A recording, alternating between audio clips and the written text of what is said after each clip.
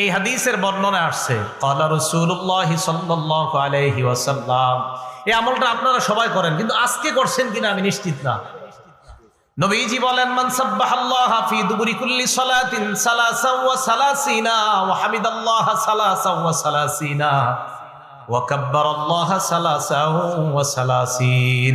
ফরজ নামাজের পর যেই ব্যক্তি 33 বার বলবে সুবহানাল্লাহ, 33 বার বলবে আলহামদুলিল্লাহ, 33 বার বলবে আল্লাহু আকবার।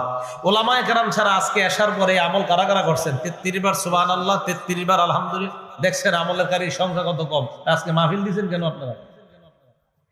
হ্যাঁ, দেখছেন আমলকারী মাত্র কয়েকজন হাত উঠেছে। ইন্না লিল্লাহি ওয়া ইন্না ইলাইহি রাজিউন।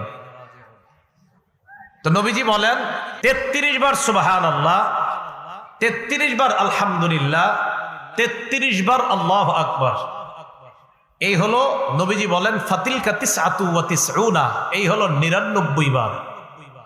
ওয়াকালা তামামাল মিআ, 100তম বার পড়বে লা ইলাহা ইল্লাল্লাহু ওয়াহদাহু লা শারীকা লাহ, লাহুল মুলকু ওয়া লাহুল হামদু ওয়া হুয়া আলা কুল্লি শাইইন কাদির।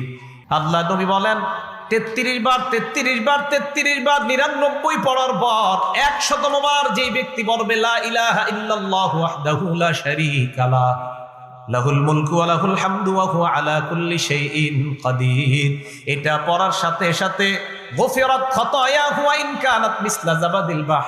আল্লাহ নবী বলেন সমুদ্রের ফেনা পরিমাণ গুনাহ যদি থাকে ওই গুনাহ আল্লাহ মাফ করে দেয়।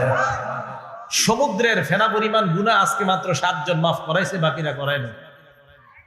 রাসূল আকরাম সাল্লাল্লাহু আলাইহি সাল্লাম বললেন এই আমল করলে সমুদ্রের ফেনা পরিমাণ গুনাহ মাফ হয়ে যায়। আল্লাহ আমাদেরকে আমল করার তৌফিক দান করেন।